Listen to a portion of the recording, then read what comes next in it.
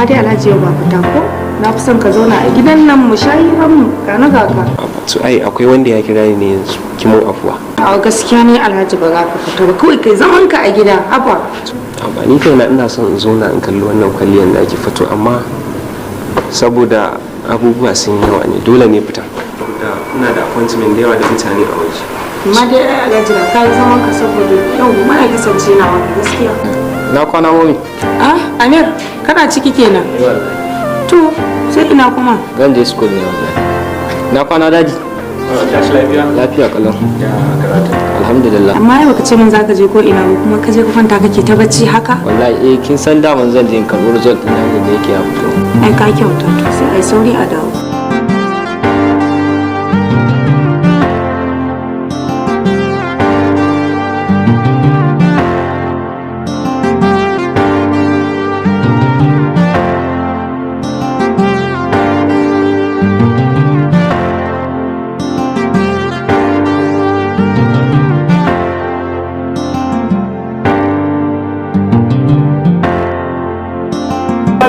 wannan rayuwa sai a hankali da ka sun yi tsada kuma ka jima ka kasa din ba wanda ya zo kuma Allah ka rufa mana asiri.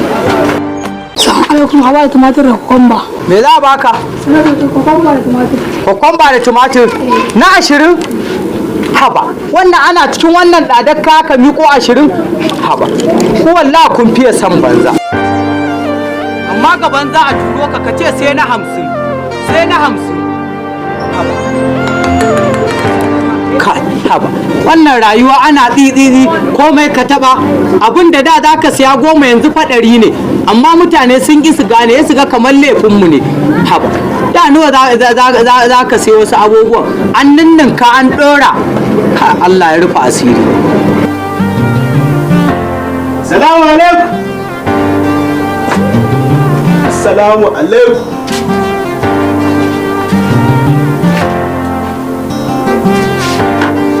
Saboda Allah baiwar Allah duk sallamar da nake tun daga soro har zuwa nan kina ji na ba za ki amsa mun ba. To sannu ne gida. Shikenan naji na abinci na. Abinci? Wannan bushashiyar shinkafan da ka kashi ne da ka zo ka ce min abinci? To gayi can a kicin sai ka je ka ɗiba ka ci ɗanye. Yanzu ke tsabage rashin tsoron Allah abincin da na siyo na kaya da kuɗi na ajiye shine zaki dinga kira bushashe? To in ba bushashiya ba menene wa zai ci mai da yaji? A wannan zamanin wa zai ci mai da yaji ka ɗauko ni a gidanmu da jikina ka kawo ni din na bushe na yi baki.